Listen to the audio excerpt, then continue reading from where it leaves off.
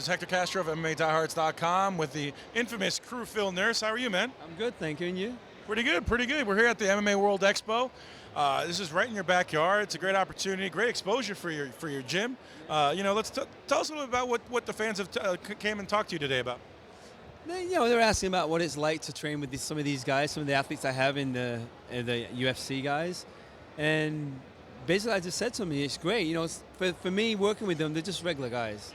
For fans, they're like, wow, like how do you like working with this guy and with this guy and with this guy? But they're just students to me at the end of the day, and they've got talents, and I have to try and make that bigger and better and make it better for you guys to watch outside. Absolutely. Now, we saw you in the ring a little bit with Carlos and John Jones and several of your other fighters. I mean, it was very impressive.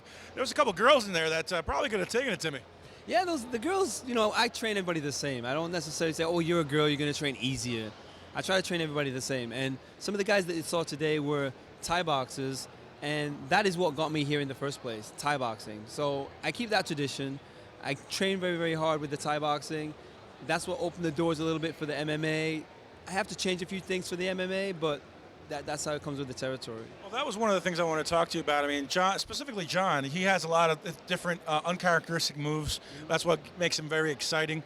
How much of a role did you play in that? I mean, when you kind of have to craft your sport for MMA in a cage, how much evaluation do you need to do? Well, I came up with a name called, well, not me actually, John came up with it. He called it Kru Philosophy. Now, my Kru Philosophy is a style of fighting which is me bringing my Muay Thai to the MMA world. And it's not traditional, it's Muay Thai at the end of the day. It's still the weapons, it's still a lot of the moves. But you have to change it a little bit. One simple thing I have to do with what I do is I have to lower levels. I can't stand with a really tall as a Thai fighter. My levels drop. And then all the creative stuff that I do, all the tricks and all the unpredictability, that's something that I work on a lot. That's a big thing that I work on. And that's why John came up with the name after a while. He was like, oh, this is like Kru Philosophy. I'm like, yes, it is. And John is very creative in himself. So the two of us together, we're very, very dangerous together. But you also, like John, you also work with several other fighters like Carlos, and you recently added Frankie and several other fighters. I mean, when you actually add a fighter as established as these guys are already coming to you, what do you kind of do to their game, and kind of how do you fix them up? Because they're all at different levels. It's not even fixing them up. It's just giving them a different view of looking at fighting, which is, I could say again, that's my Kru Philosophy. It's not like, okay, this guy does this wrong, he does that wrong, it's like, okay, let me give you another view at how to fight and how to take the fight on. And it's going to open a whole bunch of, it's going to open a whole bunch of other windows are going to start opening, and you're going to be like, oh. And so then that's pretty much when I'm fighting, I look at it, it's a chess game. It's a strategy.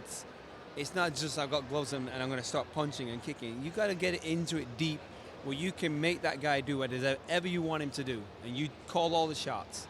And that's something that I play a big, big role in. Now you have obviously another, I guess, well-known fighter, and George St. Pierre, studying under you as well. Now he's been criticized a little bit for taking every fight to the ground and not wanting to stand. You obviously work with him. How's his stand-up game evolved since you've been working with him? George's stand-up game it's a lot better than what people are seeing. Some people say, oh, he's taking everybody down. His stand-up game is very, very good. When he's in the gym training, his stand-up game is very good. There's a lot of things we've worked on that you haven't even seen yet. And they're like, I would call them the wow things. There's wow effect things out there that if George pulls them off, you'll be like, holy crap, did you just see that? But at the end of the day, it's a fight.